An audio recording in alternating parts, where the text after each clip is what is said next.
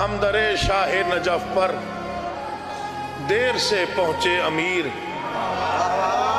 एक मनसब था गुलामी का जो कंबर ले गए। मोहसिन खुलेगा भेद ये महशर की भीड़ में, मजलूम करबला का आजादार कौन है। गिरदाब के हर वक्त लगा रहता था मजमा, लहरों पे सफीने की तरह बहता था मजमा। हटता न था कौड़ों की सजा सहता था मजमा। ई कहते थे मीसम तो अली कहता था मजमा। मैंने कहा समाएगी वहां वुसअत गदीर की कैसे, समाएगी वहां वुसअत गदीर की कैसे। बशर के जहन में खैबर अभी नहीं आया। मैं सोचता हूँ अली पर वो सोचते क्यों हैं, समझ में जिनकी कलंदर अभी नहीं आया।